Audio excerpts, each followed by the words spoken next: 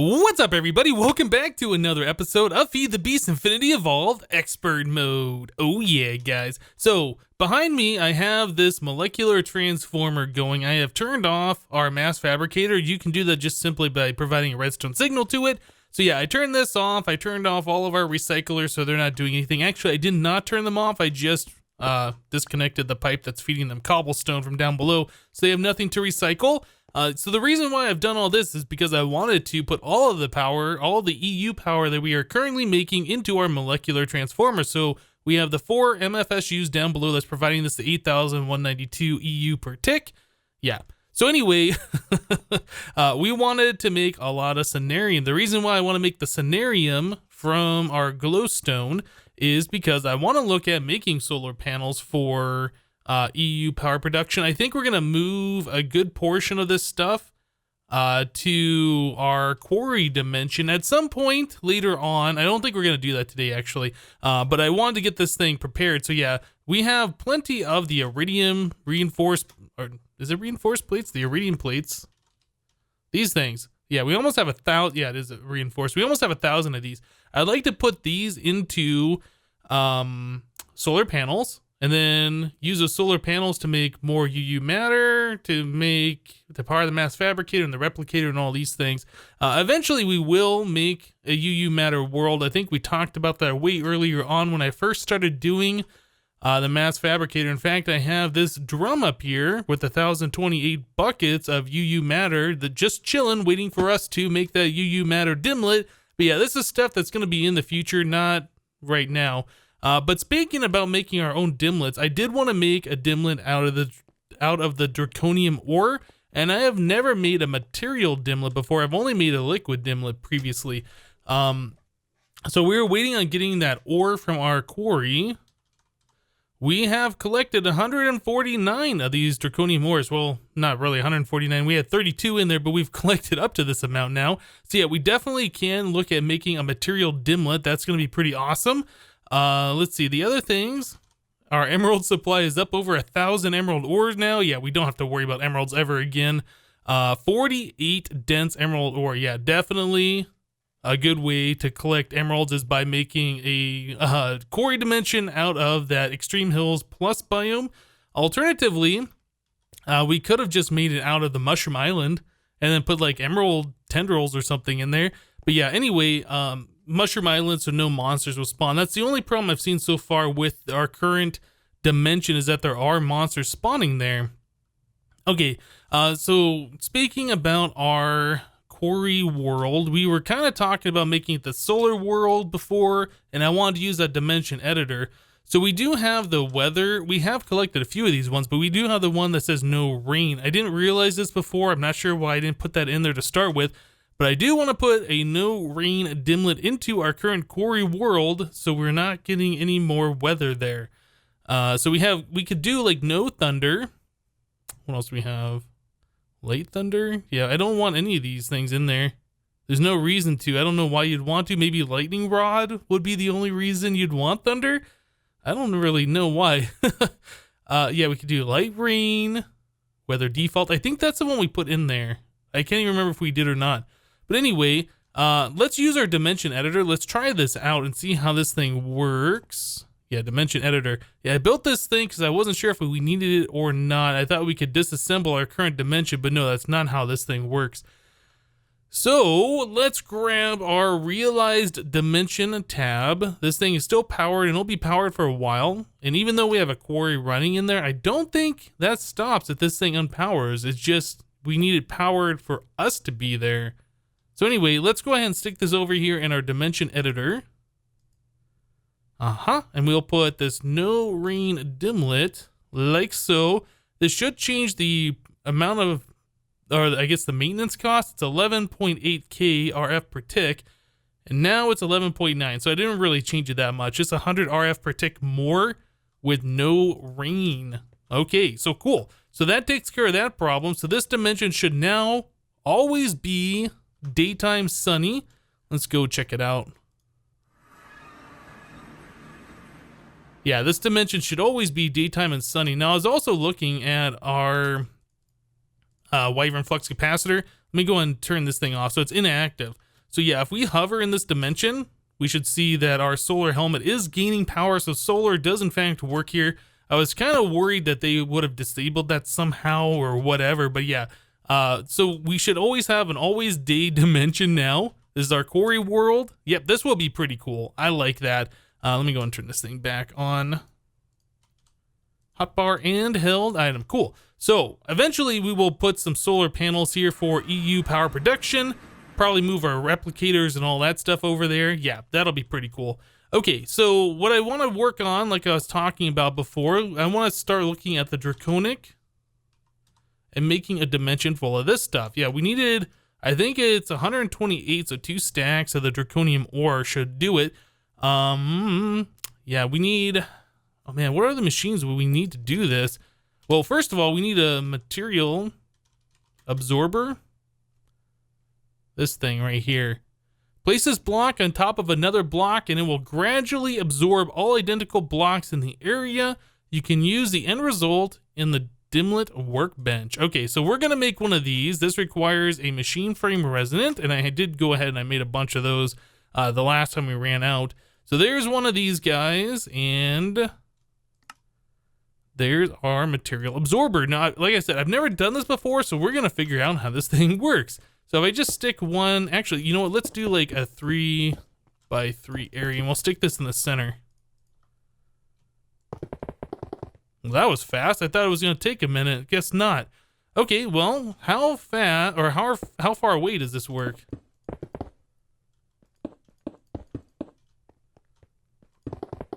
I guess it just finds the ones that are connected. It said nearby. Yeah, this is 15% complete. Cool. So anyway, let me go ahead and get this done. I guess I will use the builder's wand or whatever. I'll extend this out a bit. Yep, we'll go ahead and get this thing 100%. We'll check out the Dimlet workbench.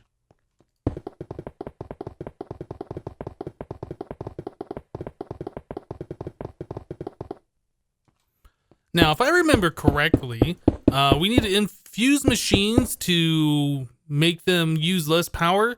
And I believe in order to infuse those machines, you needed 4 stacks of these dimensional shards. At least this is the way it was the last time I messed with this, and this has been many months, so I'm kind of remembering. But the reason why I was doing this is because I was looking at this Dimlet workbench that I made, and we click in here, and there's open manual, and it goes to here, and it talks about deconstructing. There's a 40% chance for every part that you get nothing. To avoid this, it's recommended that you infuse a workbench. A maximum infused workbench will guarantee that you get all parts back. So this is what I was reading. So I decided to make myself the machine infuser. And yeah, it says, actually, where was it? Infusing bonus, reduced power consumption. I guess every machine when you infuse gives a different bonus. Maybe that's what it is. But yeah, we definitely wanted that machine infused so we get all of our parts back. So let's go ahead, exotic miner. See, let's go ahead, we'll get some of these dimensional shards. Oh my goodness, I forgot the XP. All right. Nope, I guess I got too much stuff on me. Let me go ahead and drop some of these off. Yeah, we gotta wait for that XP to go away. There we go. All right, so no more sounds. I'll just put a few stacks away. All right, yeah, we don't need any more of this. Okay, cool. So machine infuser, this is like the first thing that we need to do right now is we are going to set this thing up just so we can infuse. Yeah, okay. I'm trying to remember how this all works, and it only's got one spot for one stack. All right, so put this here. We'll put a stack in here. How quickly does this go? Oh, it goes rather quickly. Can we put these into like blocks or something? Would that go faster? I'm not sure. The icon just shows like the dimensional shard icon. Yeah, I don't think there is a way to do that. But anyway, we have plenty of this stuff. I'm going to go ahead and 100% infuse this Dimlet workbench. We'll look at deconstructing some Dimlets and putting together our own Dimlet with the Draconium ore, and we'll be right back, guys. Alright guys, well I got all of my machines infused now. In fact, I made another machine infuser to infuse a machine infuser to see if that would make it go any faster or whatever, because on the tooltip for this thing it says infusing it reduced power consumption, so I assumed it'd probably just go faster using the same amount of power or whatever. No, it just uses less power, I guess. I don't really see a difference in the speed or anything, but yeah, I made another one. I infused it 100%. We got our Dimlet workbench infused 100%. I did the matter receiver, the dimension editor, the dimension builder. I saw that power number changing. It's got me worried. The dialing device and the matter transmitter here, these are all infused 100%. You cannot infuse a dimension inscriber, so I did not infuse it. So anyway, yeah, we got all that stuff done. So I made the Dimlet workbench over here, got it 100% infused. So now we're going to try disassembling an effect resistance 3 Dimlet. This is a rarity 6, and I'm never going to use resistance 3. What we want out of here is like the memory and the power module and the rarity, I guess the controller. Anyway, let's go ahead and stick this in here and we will do extract. How long does this take? I don't know. Okay, so here we go. So there's a control circuit. Now I think we matched the pictures, right? So this one looks like this. Advanced energy module. Yeah, you need this for rarity 4 and higher, I think is what that said. So anyway, we'll put this one right here. Advanced memory, same thing. Dimlet effect type controller. No, we don't want effects. Okay, so we're gonna have to find a different controller for this. And then the Dimlet base part, I assume that's what this is. Okay, so we need some kind of a material. All right, so I think 4, 5, or 6 material would be what we want. So let's do a rarity 4. Actually, I'm not sure. Do we need a rarity 4 material? Anyway, we got a bunch of this one, for instance. So let's take apart this block of iron 1. That's one we'll never use anyway, so it doesn't even matter. So block of iron, we'll stick it right here and extract.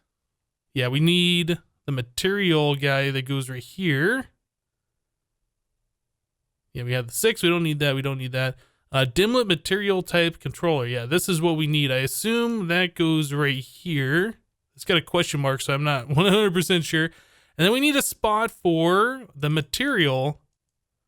And that goes right there. There we go. Material Draconium Ore Dimlet. Awesome. Dimlet Master. Yeah.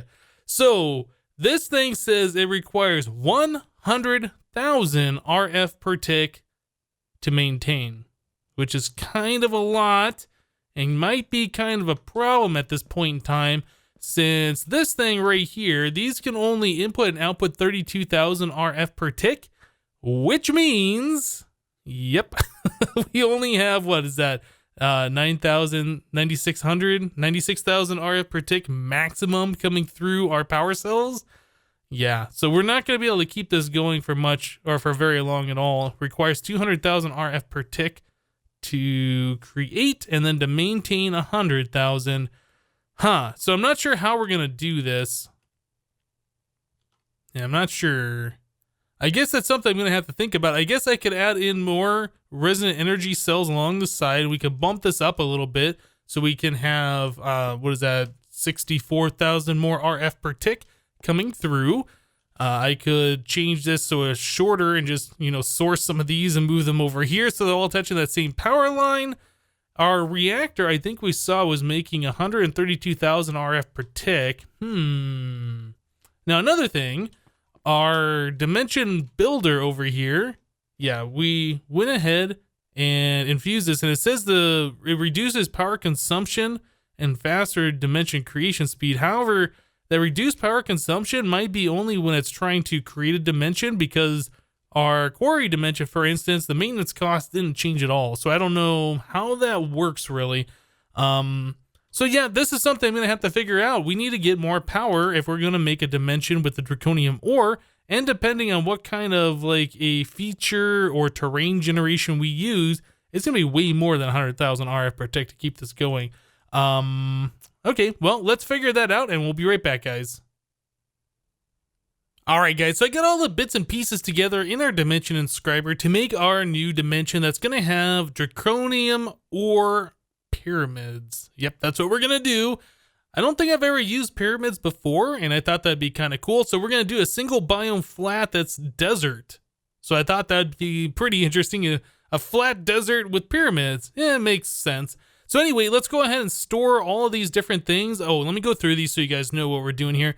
Material default, liquid default, and then we're doing a flat, just terrain flat.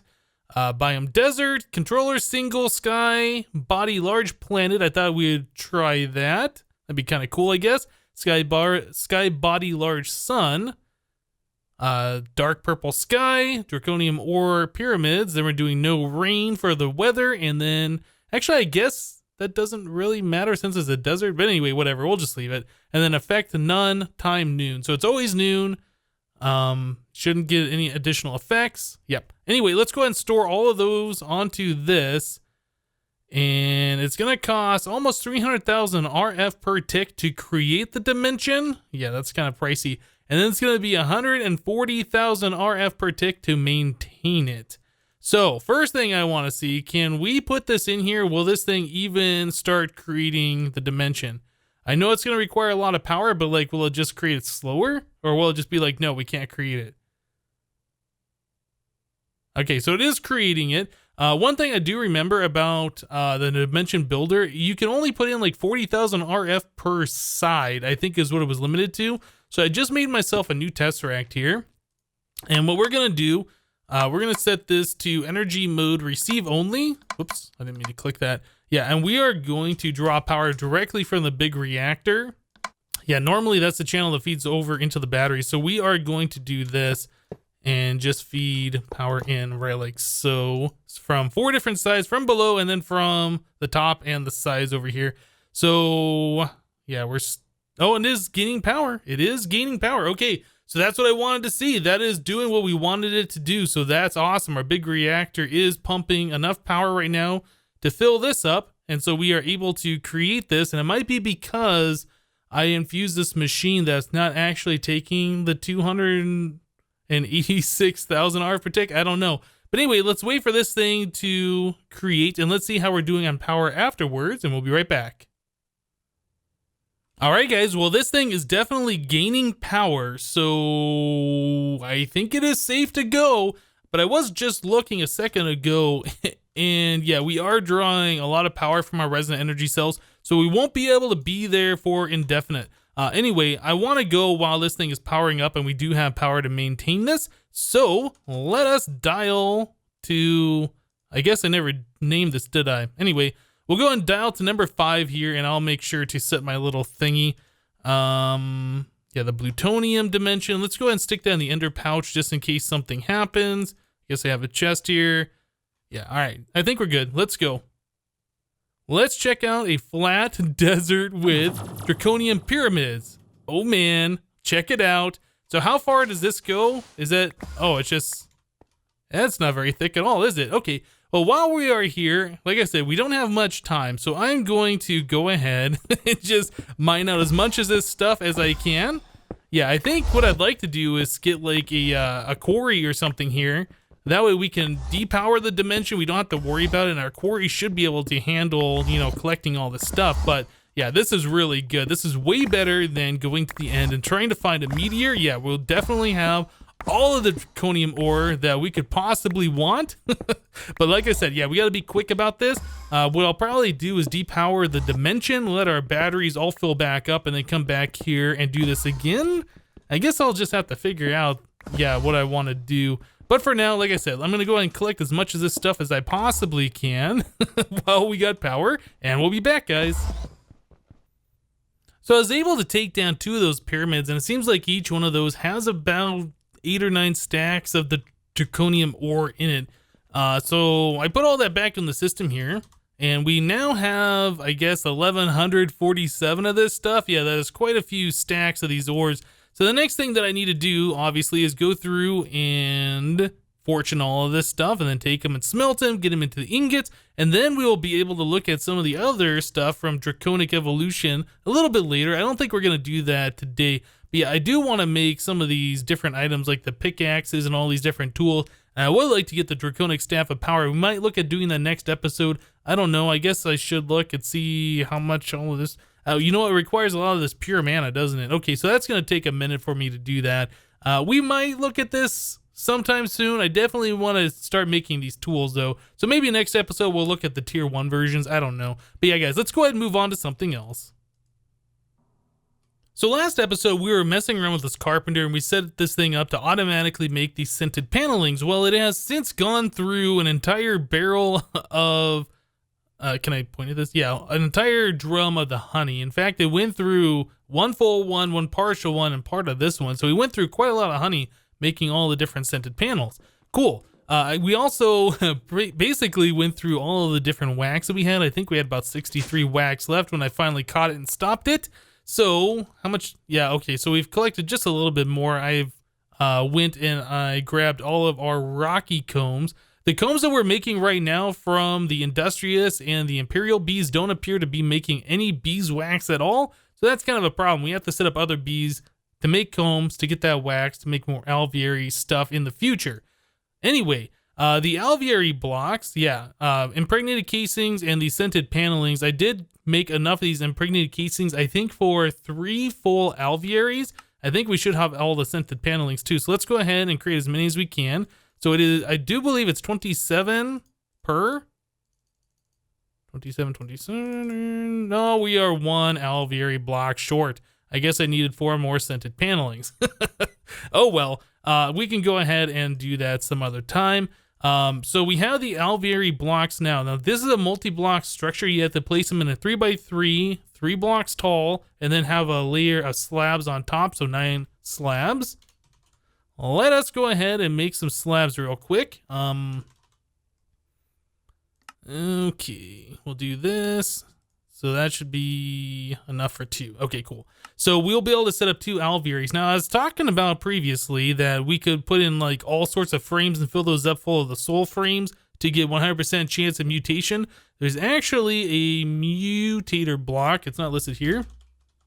This thing right here. This is made from an alveary block plus 2 gold and 2 diamond electron tubes. I'd forgotten about this thing. So anyway, this turns an alveary, or I guess it is an additional multi-block part of an alveary, and this you can put in different items to increase the chance of a mutation. Another star makes it a 100% chance for every single bee. This is what I want. So we're going to make one of these things. So we have 1 alveary that's set up for mutations, then we're going to have another one set up for like production speed, I think. I want one of these in the nether because I'm pretty sure some of the bees you can only mutate in certain biomes, and the nether is one of those. So anyway, we'll probably set that up inside our nether portal area right here. That's just that square room. So yeah, let me go ahead and set one of these things up real quick. Actually, we should just do it right here and check it out. So 3x3. Just like so. Kind of get a little bit of lag when you place these blocks. I've noticed in the past, it kind of feels like it's still doing that a little bit right now. Okay, so 3x3 like this, and then you just put the slabs on top. And it takes a minute for these, for whatever reason, to recognize, hey, I'm a multi-block structure. Let's turn into what I'm supposed to be. But yeah, there we go. Now it recognizes it's the multi-block, and we can right-click on this thing. There is no frame spot because, like I said, you can replace these blocks with frame housings. Yep, that's how you do that. One of these blocks we can go ahead and remove and replace with a mutator block. And when you right click on this, it does have an inventory. So it says possible mutagens and it shows these different ones, but as far as I remember, you could put in another star. Maybe this has been changed. Maybe. Anyway, I guess I'll have to I'll have to go through some of the wikis and some of the stuff like that and figure out if this is in fact still a thing where you can put nether stars in to get your mutations 100% of the time. But yeah, let me go ahead and do a little bit more research on this. We'll move this over to the B area and start using it for real, and we'll be right back, guys. All right, guys, so we're going to try an experiment here. We have an alveary set up, and I made 6 frame housings. Yep, and I have a chocolate frame in each one of these. So this decreases the life of the bee and increases its production. We only care about decreasing its life. We want the bee to die as quick as possible. Now, the mutator here says it only uses Eye of Ender, Soul Sand, and Ender Pearl. Yep, I checked the wiki, the latest one from Benny, who makes this mod, and that's what's listed on the wiki as well. I know in the past we're able to use nether stars. It lets me put one in there. I don't know. I guess it let me put anything in there. I don't know what's going to happen. We're going to try this, though, but we might end up having to use the Eye of Enders instead. Those are supposed to increase the mutation chance by 300%. This was supposed to be a guaranteed in the past. Obviously, the mod's changed since I last used it, but we're going to experiment. So we need an industrious bee. Hopefully I can find one here, actually. I should have... Oh, here we go.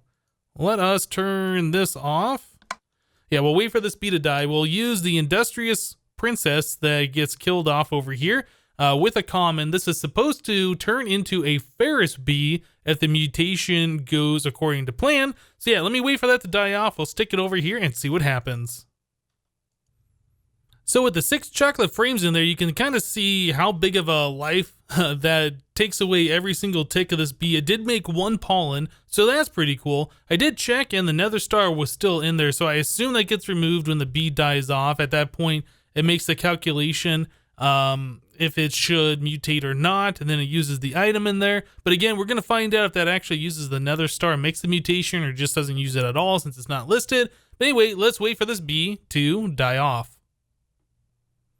Okay, so the bee died. It did not mutate. We're all commons, and it did not use the nether star. Okay, or I guess it did. Yeah, the nether star is not there. It was a ghost item, so it used it, and it does not, make the mutation happen. So this is good to know. So we do need to use the Eyes of Ender going forward. So that's what I'm going to put in there, and then I guess we could probably swap these chocolate frames.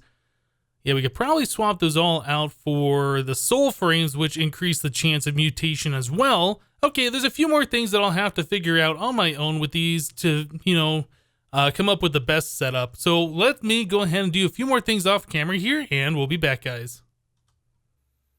Aha! So this particular bee, I forgot to write down it needed a specific thing in order for this mutation to happen. Yeah, if you go into NEI and you search for the ferrous bee, you can see that's a common bee and industrious drone. You need those 2 in order to make the ferrous. Yeah, well, if you hover right here where it has the red text and says it's 12% chance of the mutation, it says it requires a foundation of block of iron. Yes. So even though this screen doesn't show it, it does show it right here in the bee breeding NEI. Right. So anyway, what I had to do was come down here and place some iron blocks underneath that. Yeah, I required that for the mutation. So I did try this again with the blocks of iron underneath and another star, and it does not work anymore. So it does in fact appear that the Eye of Ender, Soul Sand, and Ender Pearl are the only ones that are going to work for the mutator block. The way I have this set up right now and the way that mutation worked is I had the Eye of Ender in there, and I removed all of the frames from these housings. Except for this one, I put an Oblivion frame in here. This kills the bee off in 1 tick, so it's super quick to try and do those mutations.